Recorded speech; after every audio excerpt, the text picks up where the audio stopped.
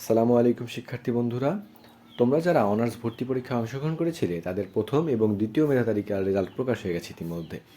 তবে এখন পর্যন্ত যারা চান্স পাওয়া নাই তাদের পেরেশানির বা কষ্টের কিছু নাই, তাদের জন্য এখন একটা বড় সুযোগ আছে, সেটা হচ্ছে রিলিজ স্লিপ।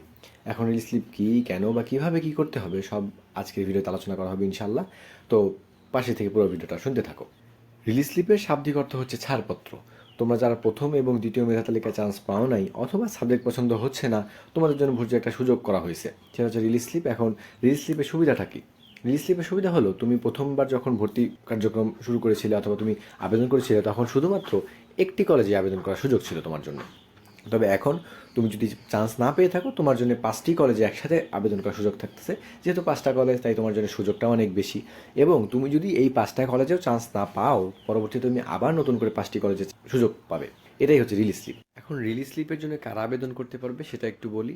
যারা প্রথম এবং দ্বিতীয় মেধা তালিকায় চান্স পাও নাই অথবা তোমার সাবজেক্ট পছন্দ হচ্ছে না, আর তুমি যদি ভর্তি হয়ে থাকো, তুমি ওইখানে পড়তে চাচ্ছ না, নতুন করে ভর্তি হতে চাচ্ছ, সেক্ষেত্রেও তোমার জন্য সুযোগ রয়েছে। তবে যেখানে ভর্তি হয়েছে ইতিমধ্যে সেখানে ভর্তি বাতিল করতে হবে।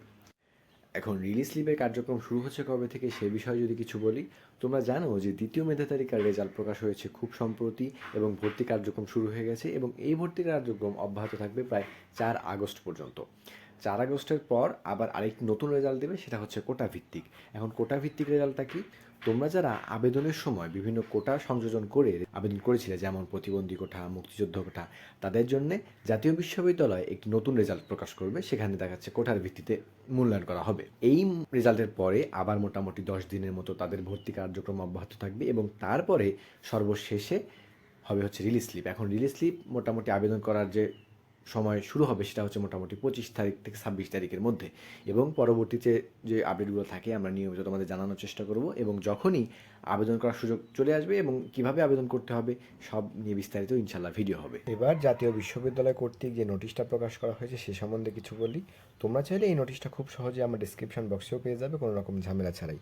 তো এখানে বলা হয়েছে, দ্বিতীয় মেধা তালিকায় স্থানপ্রাপ্ত শিক্ষার্থীদের চূড়ান্ত ভর্তি ফর্ম সহ রেজিস্ট্রেশন ফি বাবদ 565 টাকা সংশ্লিষ্ট কলেজের কর্তৃপক্ষে জমা দেওয়ার কথা বলা হয়েছে। তো এটা মোটামুটি 4 আগস্ট পর্যন্ত, অর্থাৎ এখন পর্যন্ত যারা চান্স পাইছে তাদের ভর্তি কার্যক্রম চলতেছে। আর তোমাদের যে রিলিজ স্লিপ মোটামুটি 25 তারিখের আগে শুরু হওয়ার সম্ভাবনা নাই বললেই চলে। আর রিলিজ স্লিপের আবেদন শুরু হওয়ার আগ পর্যন্ত একটু অপেক্ষা করো। রিলিজ স্লিপের আবেদন শুরু হলে বিস্তারিত সকল তথ্য নিয়ে আবার ভিডিওতে হাজির হবো ইনশাল্লাহ।